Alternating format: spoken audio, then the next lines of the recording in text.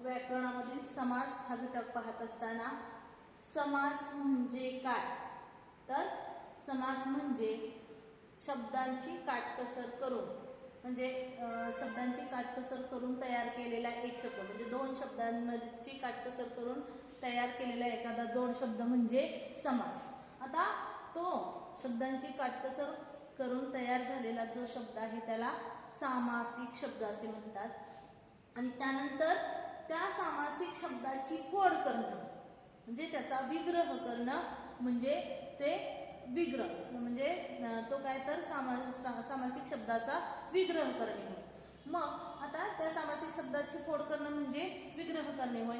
आणि मग विग्रह करत असताना म्हणजे विग्रह केल्यानंतर त्याच्यातली म्हणजे सांगितलं होतं की दोन शब्दांची काटकसर करायची. मग ते दोन शब्द त्याला काय म्हणतात तर पद म्हणतात. तर त्या दोन्ही शब्दांना पद असं म्हणतात. मग पहिलं पद दुसरं पद अशी दोन पदं एकत्र करून सामासिक शब्द तयार होतो. मग त्यातल्या पदाच्या प्राधान्य क्रमावरून काय होतात तर याचे प्रकार पडतात, समासाचे प्रकार पडतात. मग त्यातला पहिला जो प्रकार आहे तो अव्ययीभाव समास. मग अव्ययीभाव समासामध्ये काय तर पहिलं पद हे प्रधान असतं. बघा, अव्ययीभाव समासामध्ये पहिलं पद हे महत्वाचं असतं, प्रधान असतं आणि ते क्रियाविशेषणासारखं कार्य करतं म्हणून तो अव्ययीभाव समास. आता त्यानंतर दुसरं म्हणजे मग सांगितलं की पदाच्या प्राधान्य क्रमावरून त्याचे प्रकार पडतात. पहिलं पद प्राधान्य क्रमानं असेल तर तो अव्ययीभाव समास असतो. आता आपल्याला तत्पुरुष समास बघायचा आहे. दुसरा प्रकार आहे तत्पुरुष समास. बघा, आता तत्पुरुष समास बघत असताना त्यात बघा ज्या समासातील दुसरे पद महत्वाचे असते व अर्थाच्या दृष्टीने गाळलेला शब्द किंवा विभक्ती प्रत्यय विग्रह करताना घालावा लागतो त्यास तत्पुरुष समास असे म्हणतात. बघा, आता काय लक्षात ठेवायचं की ज्या समासामध्ये दुसरं पद हे महत्वाचं असतं. बघा, हे जे दुसरं पद आहे ते महत्वाचं असतं. तत्पुरुष समासामध्ये दुसरं पद महत्वाचं असतं व अर्थाच्या दृष्टीने फोड करत असताना अर्थाच्या दृष्टीने गाळलेला शब्द किंवा विभक्ती प्रत्यय. बघा, किंवा हा जो विभक्ती प्रत्यय आहे तो विग्रह करताना घालावा लागतो त्यास तत्पुरुष समास असे म्हणतात. आता उदाहरण पाहूया. तोंडपाठ, याच्यामध्ये दोन शब्द आहेत, एक आहे तोंड, दुसरा आहे पाठ. आता त्याची फोड करत असताना त्याचा विग्रह करत असताना तोंडाने पाठ. बघा, त्याचा विग्रह कसा होणार तोंडाने पाठ. मग याच्यामध्ये तोंडपाठ हे दोन शब्द आहेत, त्यातलं दोन पद आहेत आणि ही दोन पद मिळून एक शब्द तयार झाला तोंडपाठ. म्हणजे पहिलं पद तोंड, दुसरं पद आहे पाठ.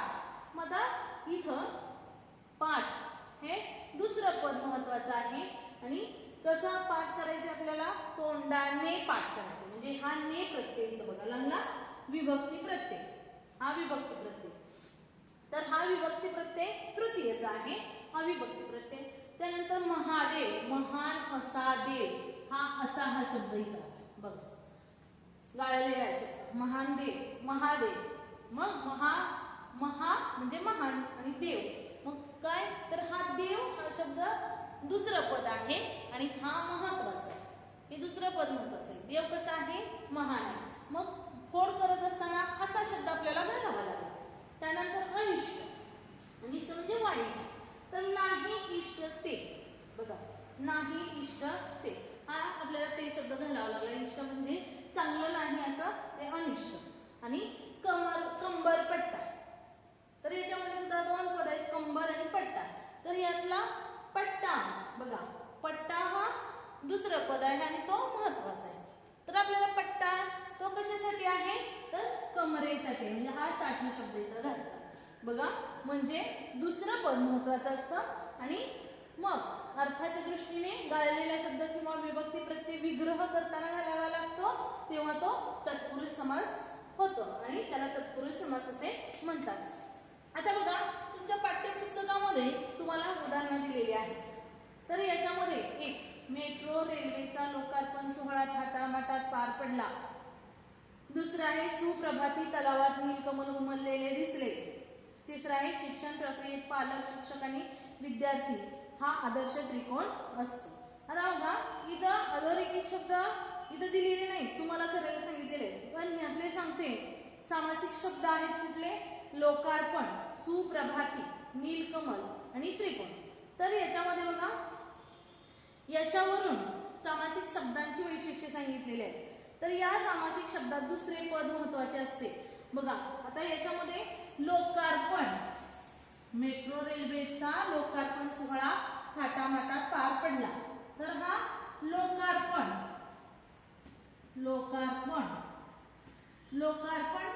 तर इथं लोक आणि अर्पण असं शब्द हे दोन पद आले. तर ते लोकांसाठी, लोकांसाठी अर्पण, लोकांसाठी अर्पण केले, लोकार्पण, लोकांसाठी अर्पण केलेले.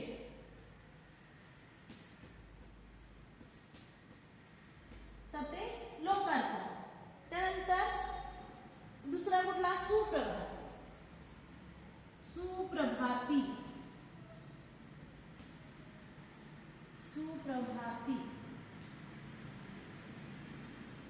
याच्यामध्ये सुद्धा दोन आलेले आहेत, सु आणि प्रभात ही दोन पद आलेली आहेत. सु म्हणजे चांगलं आणि प्रभात. तर याच्यामध्ये दोन, सुप्रभात. प्रभात म्हणजे काय? तर सकाळ. मग सकाळ हे अर्पण केलेलं आहे कोणासाठी? लोकांसाठी. म्हणजे हा अर्पण हा शब्द दुसरा पद आहे, हे प्रभात हा दुसरा शब्द आहे, पद आहे. अर्पण हे दुसरं पद आहे, प्रभात हे दुसरं पद आहे. तर हे अर्पण महत्वाचे आहे, कोणासाठी आहे? लोकांसाठी. प्रभात कसली आहे? तर सु, सु म्हणजे चांगली आहे. आणि नीलकमल, नीलकमल, नीलकमल म्हणजे निळे कमल, निळे कमल. आता इथं सुद्धा कमळ आहे. कसलं आहे? कमळ हे दुसरं पद आहे. कसलं कमळ आहे? तर निळे कमळ. आलं लक्षात? तर विभक्ती प्रत्यय म्हणजे विभक्ती प्रत्यय करताना काय करावं लागतं? पहिलं म्हणजे विभक्ती प्रत्यय करत असताना विभक्ती प्रत्ययाचा विग्रह करत असताना काय करावं लागतं? याच्यामध्ये विभक्ती प्रत्यय घालावा लागतो. सामासिक शब्दाचा विग्रह करताना विभक्ती प्रत्यय घालावा लागतो. मग विभक्ती प्रत्यय मगाशी सांगितलं तोंडाने पाठ, बरोबर आहे? तोंडाने पाठ. मग अशा पद्धतीनं तुम्हाला विभक्ती प्रत्यय माहित आहे. मला वाटतं तुम्हाला विभक्ती प्रत्यय माहित आहे. मग मराठीमध्ये प्रथमा, द्वितीया, तृतीया, चतुर्थी, पंचमी, षष्ठी, सप्तमी आणि संबोधन. तर याचे सुद्धा विभक्ती प्रत्यय याच्यामध्ये एकवचनी, अनेकवचनी. मग प्रथमाला विभक्ती प्रत्यय नाही.